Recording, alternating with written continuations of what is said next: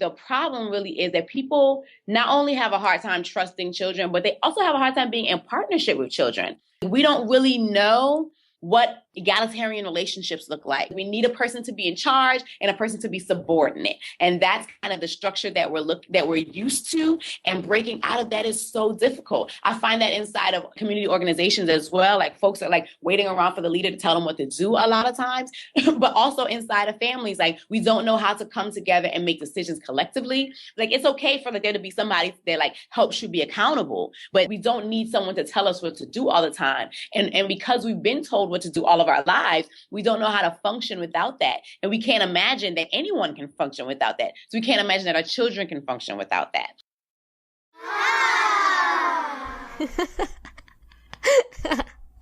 Okay. Fare of the Free Child is a bi-weekly podcast that aims to centralize Black and brown people's voices and experiences in discussions about unconventional parenting.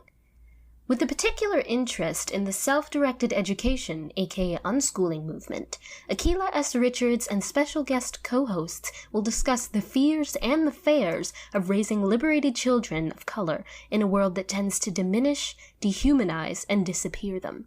Using storytelling, interviews, commentary, and open conversation, Fare of the Free Child will explore the radical idea that people of color and the children they love can simply be themselves together. Yes. Welcome to episode 1 of Fare of the Free Child. I am Akilah, and that was my firstborn daughter, Marley, giving you the scoop on what I aim to explore and to solve in this space. Keep on listening to future episodes because I'm going to deep dive into self-directed education in all forms. So unschooling, world schooling, free schools, community learning spaces, all of that.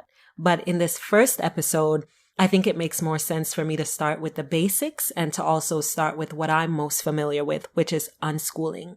I find that because I've been doing this for a few years, a little over 5 years, and I'm so immersed in the space in terms of being around people online and sometimes in person who are also immersed in the space, that I tend to forget that for a lot of us, this is brand new.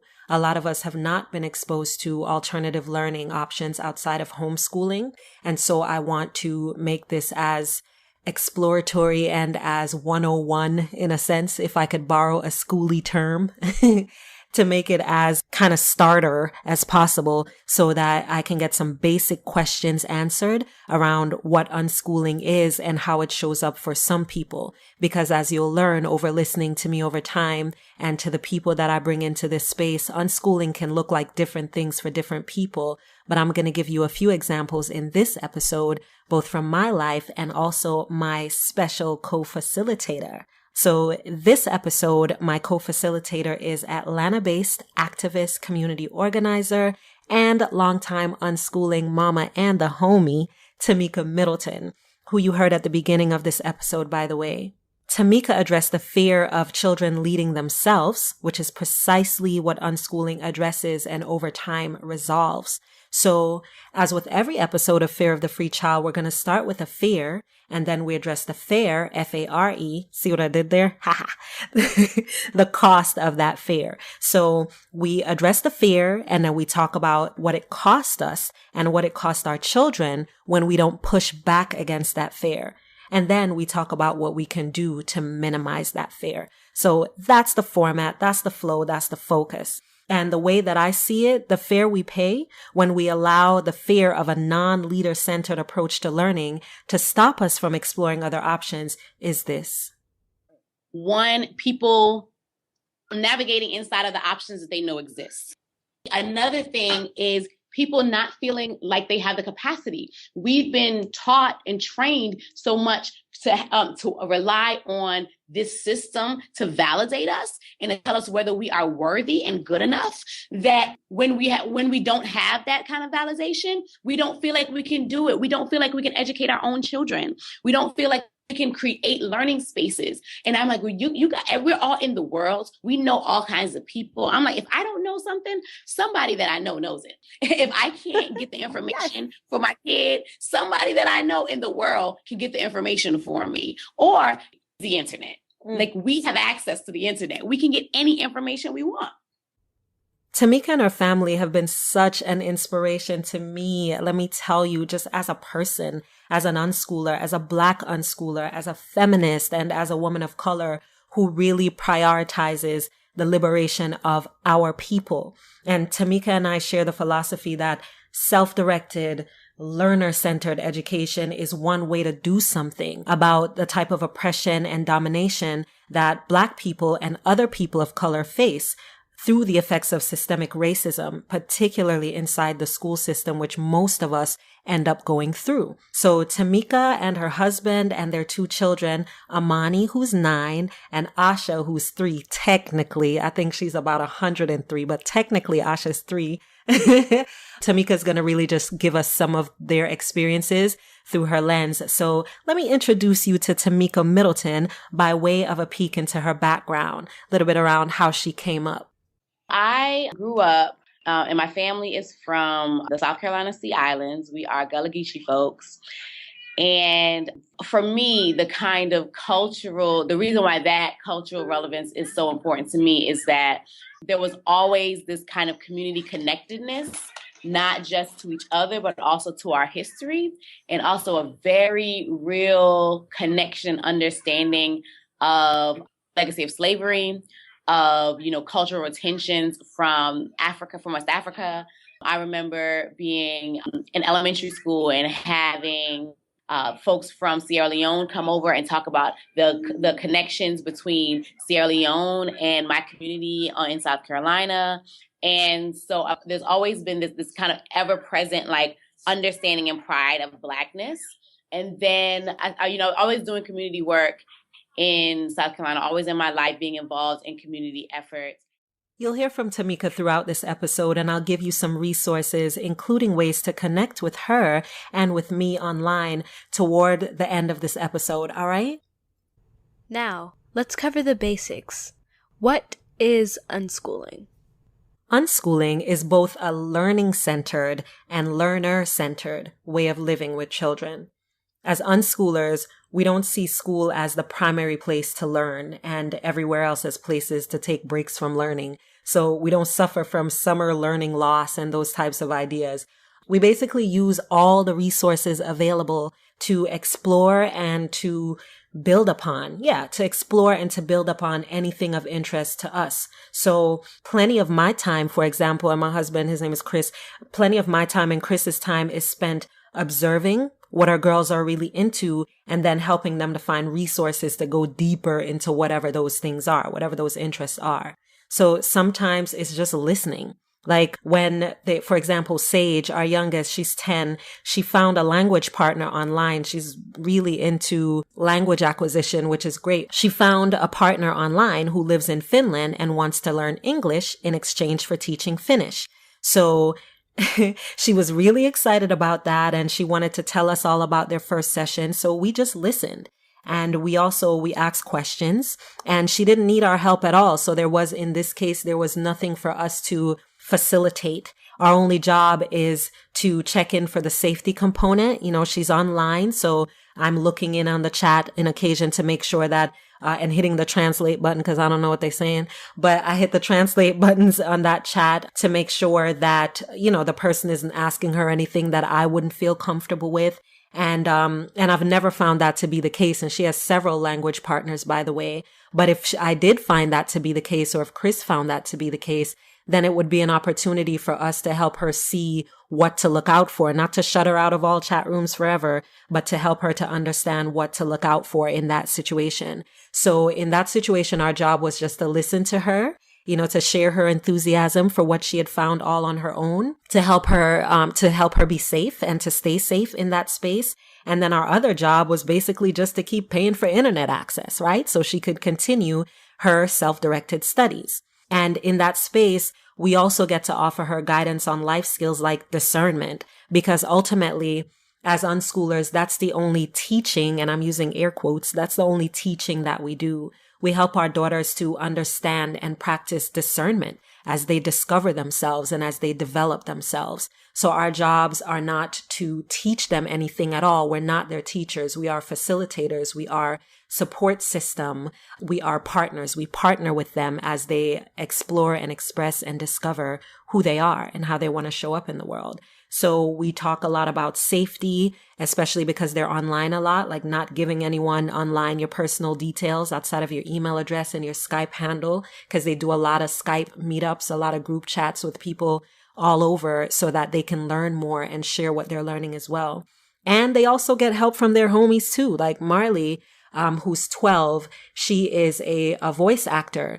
And she showed me a chat that someone invited her to. And in that chat, it was a group of young people who were auditioning for voice acting gigs online, just like Marley does all the time. And they had created a list of usernames and tags about people who were posing as people who had voice acting jobs to hire people for, but were really asking for like nude photos or some shit like that. So someone created the group, and because they know that Marley auditions all the time, then they added her to the group, and then she showed it to me and Chris and said, hey, look what's happening here. And she felt like it was silly that people would, send nude pictures, but we felt really good that there was a community around that interest that was willing to share what they were learning, call those people out, and then invite Marley in to be a part of that. And so we get to observe that and support and that sort of thing. So yeah, so that's kind of an example of what it looks like, what an unschooling space might look like, or what an unschooling child might be into, and how a parent facilitates that space for them. And I think one of the most widely understood ways of explaining it, if I can go further into giving you some clarity on what unschooling is that children who are unschooling, they learn pretty much the same way that adults would learn, out of a sense of curiosity and necessity. So I was talking with someone the other day, and she's actually going to be one of my co-facilitators on a future episode. And, we were talking about how we learn as adults. So for example, when I wanted to learn WordPress and basic web design, I started a blog. My blog gained some traction. I wanted to build a better blog. I wanted to take it off of Blogger and put it on WordPress. Didn't know anything about WordPress. And even though Chris is a graphics and web design guy, he wasn't going to be able to address like every single change that I had or every single idea that I wanted to test out on my blog. So I went online. I found YouTube tutorials. I tested shit out. I made mistakes. I talked to people. I talked to Chris. I took webinars. I figured it out. And because it was something that was a priority for me, I didn't have to force myself to figure it out. I was curious. And the more I went in, the more curious I became. And then I felt more equipped to ask better questions, to fail forward and fail faster. And they do basically the same thing. So I went to school, grade school and college, but nothing there would have prepared me for my particular interest in WordPress. I graduated college in 2000. I don't even know if WordPress was around back then, but I didn't know anything about it, and I wouldn't have been taking any classes on it. So today, in many cases, that's what a lot of children face. So much of what our children learn in school will be outdated and hella irrelevant by the time they become adults. Not to mention that so much of what's taught in schools is mandated by the state without much input from teachers. And it also stops teachers, I know many teachers, from using these adaptive methods to actually facilitate learning. They basically teach to tests, and their hands are tied, and they're just as frustrated as their students in the classrooms. Now, to be clear, my family is not anti-school. We're pro-learning. And for our daughters, like many children, school was not an enhancement to their learning journey. It was a limitation because it put these boundaries and segmented blocks of time around their ability to explore things and to process the information that they'd gathered, right? So it limited their resources to the person assigned to teaching them, who may or may not know anything about the things that our daughters developed interest in. And on top of that, school gives you a lot of busy work. Don't front. You know that. School gives you a lot of busy work, but it calls it necessary. Whereas most of us as adults know good and well that so much of what we were forced to learn in school is not what we use to build our lives and to thrive today. In this space, I want to make it clear that I believe that people should be able to create and participate in, children in particular, should be able to participate in their own learning journeys and not have that mandated by anybody, and for damn sure not the state, who will probably not know shit about your child or your interest or your culture. All that to say that unschooling is essentially about relevant, highly customized, completely natural learning experiences that are just a part of everyday living. So much like we as adults, when we start a new project, whether it's at home or at our jobs, we have to be resourceful, right? We use the resources around us, the books, the people, the web-based resources, whatever it is that we need to get an understanding of what this project is going to call for and how we in particular need to approach it in order to maximize the chances of getting the result that we want. Unschoolers take the exact same approach. So something feels relevant in their life, whether for personal reasons or to make money or to be a part of something, and they go down a path to become more versed at that thing. And children do that just as adults do, because that's not an adult thing. That's a human thing. Children in particular are extremely curious beings, and they go after what they want to know.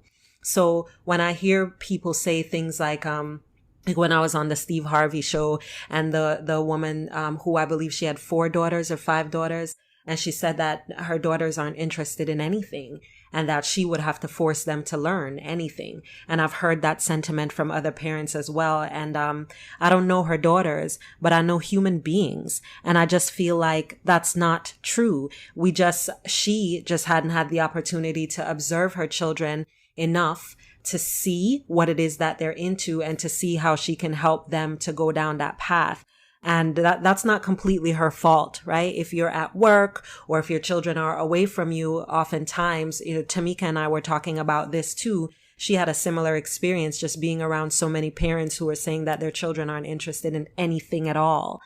The majority of the time, that's not true. It's either you don't know what the interests are, or you don't see their interest as something that's valuable. You see it as something that is silly or childish, because in our limited perspective, like video games, that's one that unschoolers get a big fight about. It's like, what are you going to do with your life if you're playing a video game all day? Talk to these gamers who are balling out of control, because they understand that industry, they understand that world, and they also understand, and there have been so many studies around what gamers understand and how those skills apply to real world, real life situations, not just gaming. So do your own research on that and see what you come up with. But I want us to really consider that our scope is limited. We know what we know, but there's a whole world of information out there. And when you focus on facilitating learning instead of teaching, instead of imparting information, then you really open a child up to so many opportunities, far more amazing than anything that we can ever think of in our limited scope. Okay. Babies do it too. If you think about it, this curious way of being, children in particular being so curious, try to get a baby not to crawl towards the shiny thing or the noisy thing. You're going to get a fight, right? Try to get a toddler to stop looking at something that piques their interest. You're going to get a fight, because as human beings from infancy, we're curious and we want to engage in things around us. And quite naturally, we're going to learn about the things that we're curious about. And in the process, we're going to learn about other things that we might not have even known existed or that are connected to the original thing that caught our attention. So my very first statement was that unschooling is learning-centered and learner-centered. And when I say learning-centered, I mean that it focuses on how each child learns instead of what to teach children or instead of what adults believe children should be learning. It looks at a child's approach to the world through her interactions with the people in her life and also through her interactions with things, toys, animals, TV, radio, the computer, a phone, all of that. So because unschooling is learning-centered, parents spend a lot of time just observing their child and really getting to understand how they navigate the world around them and how they tend to approach things. Which leads to the other thing that unschooling is. So first I said that it's learning-centered, but it's also learner-centered. And in learner-centered, I mean that all these observations help unschooling parents to partner with their child instead of deciding for their child what learning will look like. So it's learner-centered because all that observation is what helps parents to facilitate learning by offering resources for their child to pursue their interest and to follow their curiosity without the restrictions of time limitation. Again, the way school blocks off learning by subject matter in 1-hour segments of time. So let me give you an example by way of an essay that I wrote about unschooling, about my unschooling family in particular, back in October of 2015. I stood up to walk away from the makeshift office space in my bedroom. It was time for a well-earned break from work. I'd been editing a client's website copy all morning, and my eyes were beginning to blur words in protest. As I walked towards the kitchen, I felt my mouth widen to a smile as I heard my daughters giggling in the sunroom, their makeshift office space. They were both lying on their bellies, with their long brown legs stretched along the carpeted floor and their energies deep in research and conversation.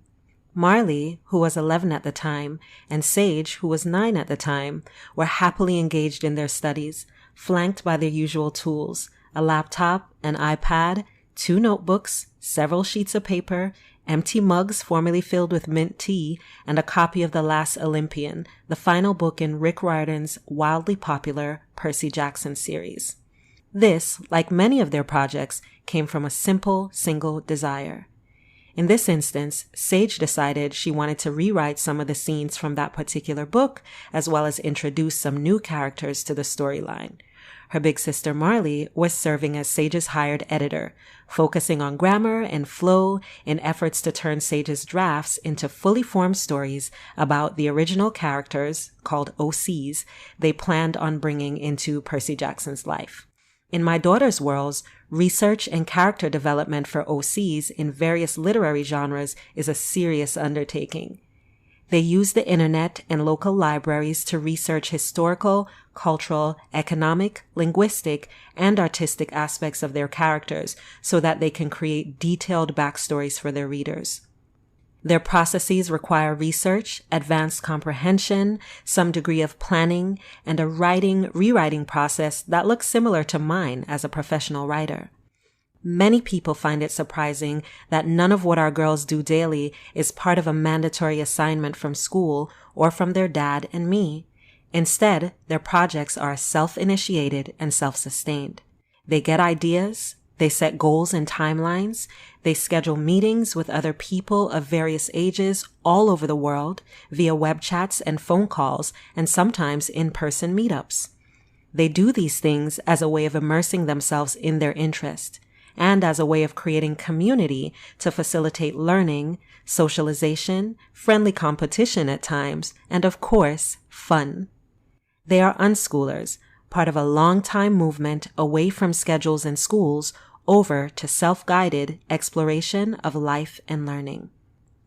As an unschooling family, we believe that school is one example of how a healthy childhood can be spent, but there are other options, and contrary to popular belief, children can and will still learn, engage, socialize, and be challenged while preparing for adulthood through various non-school experiences.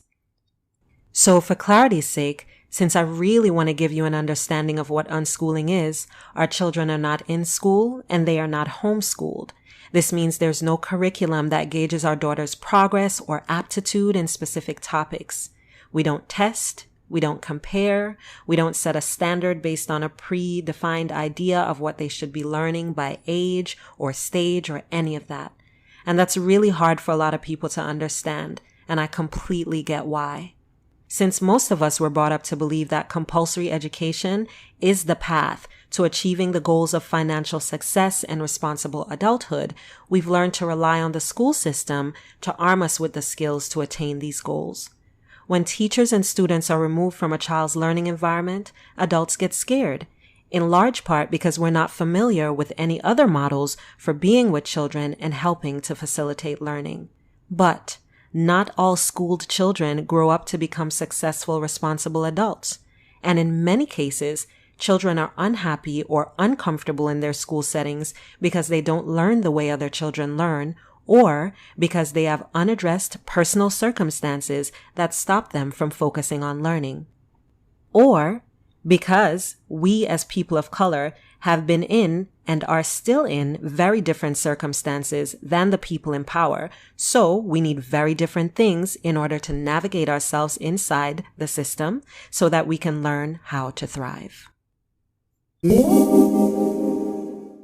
there is no equal education in this country for Black folks. We do not have equal access to education opportunity. So I think that's one major thing. But I also think that when we talk about the ways that Black folks have educated or have learned in the past, in our history, in our, in our learning tradition, so to speak, there's been so many different things and so many different forms that has taken. In moments when we did not have access to educational equity, we created other ways for ourselves to learn. So we think about like the midnight schools that folks put on that were very, very loose. And we were like, let's get together as a community. What do we want to talk about? What do we want to learn? What do we want to do? And it was very much like self and community directed. It was not based on some curriculum that was mandated by the state that said, these are the things that you have to learn. They were learning together collectively the things that were important for their collective survival. And even with these statistics and real life experiences of schools failing boys of color and mislabeling girls of color and being underfunded solely because they're in low socioeconomic areas, many adults are still really uncomfortable with alternative learning options, basically anything that doesn't include school.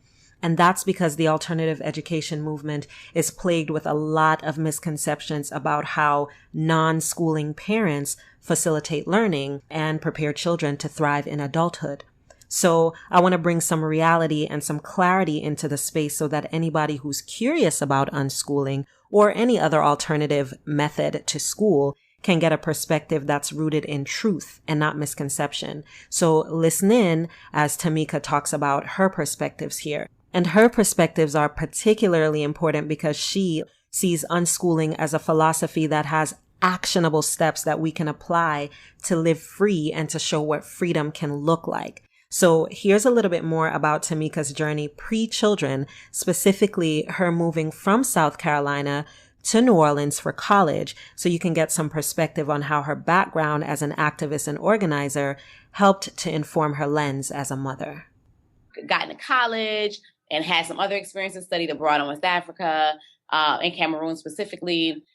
Started to really kind of get more political in what that community work looked like, and became involved in work around abolishing the prison industrial complex, and really started to sink into that Black radical tradition, and had a lot of my elders who were training me on how to do community organizing and training me on what the prison industrial complex looked like, were folks who were SNCC elders and folks who were from the Panther Party, the New Orleans Panther Party and the Desire, like folks who lived through that, folks who taught at the Panther School and did the breakfast program in Oakland. One of my elders was one of the Angola 3 who started the Black Panther Party in Louisiana State Prison at Angola. So these are like the folks who taught me about organizing, about our community, about how to get involved.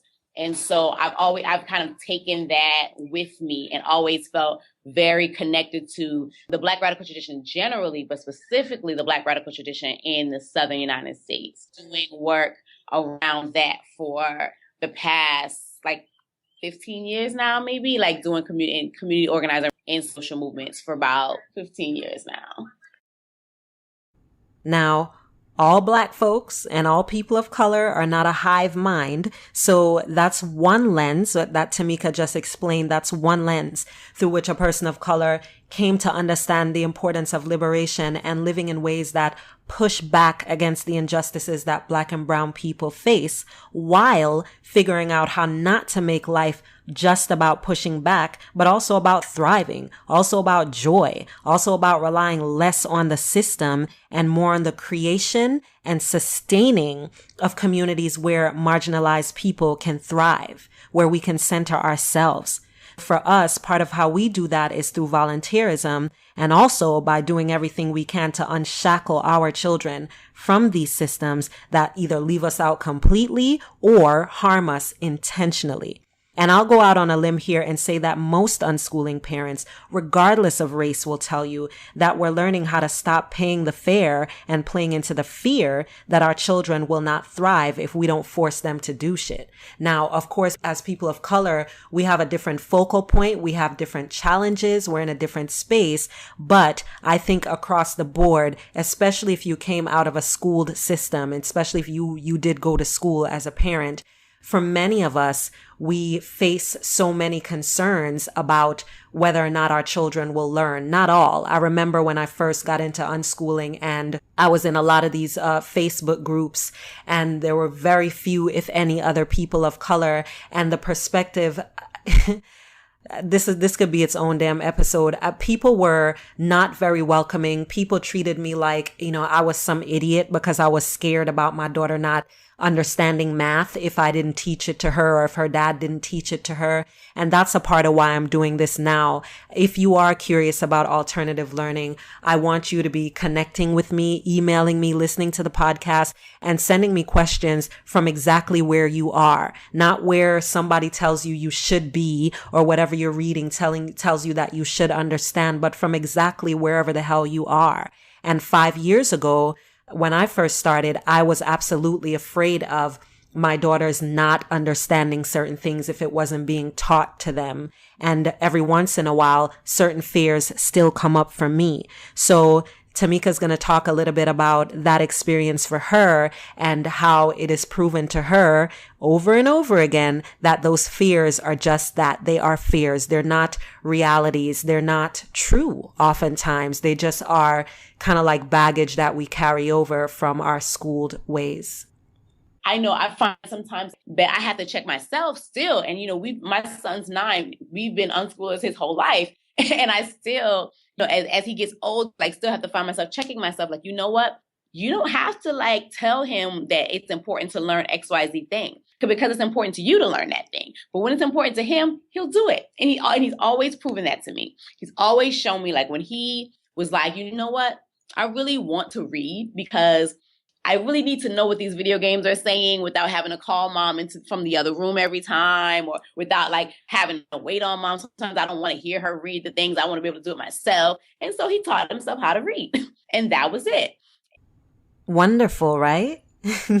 And I know for some of you listening, it sounds amazing. Like Amani is this miracle kid. He is pretty amazing. I can't even front. But for many of us unschoolers, this is absolutely the norm. This autodidactic way, this self-guided, self-taught way is very much the norm. And I remember when I was on the Steve Harvey show, and the only other unschooling parent on that panel, Bethany Garcia is her name, she said that her 5-year-old didn't read. And I remember how the audience and most of the other panelists, they flipped out. They acted like she said her daughter was eating rats or some shit.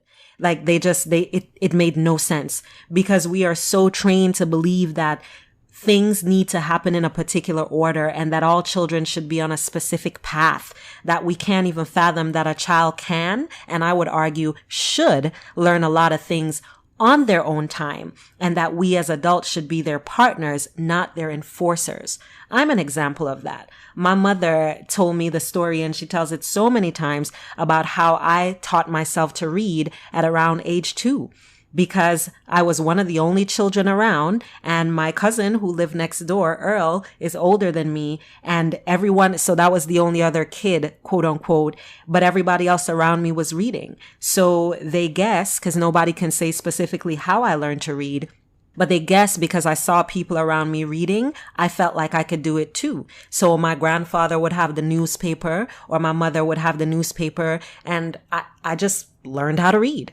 Right? So I asked to go to school. And at age 2, they sent me because I felt ready. I went to what's called a basic school back in Jamaica, and they said I enjoyed it. And I have really great memories. I remember my teacher, her name was Miss Neal. But for my mom, even back then in 1979, 1980, when I was 2, they trusted that I was ready when I said I was ready. And I thrived in that space because I was doing it based on my own interest and my own curiosities. Now, I'm not saying, I don't want y'all to be thinking that I'm saying, or Tamika is saying, that unschooling is the cure for everything, and those of us who do it have shit all figured out, and that it's the truth and the way. That's not what I'm trying to convey here at all. So let me share a little bit of a conversation that Tamika and I had about the type of things we wrestle with as we continue our process of learning how to be good partners for the children in our lives. So let's pick back up where Tamika told us how Amani taught himself to read. I said to her that it sounded pretty miraculous, or that it would sound pretty miraculous to a lot of people. And then I gave my opinion on why that is. And then we dive into some of the challenges that come with unschooling, because I want to give you some honest perspectives here once again on how some of us experience this process. And for those of you who are unschoolers or homeschoolers, you'll probably be able to relate. For exactly the reason that you said, that we do not understand how to be without someone telling us what to do. We don't understand how to be without someone telling us what to do.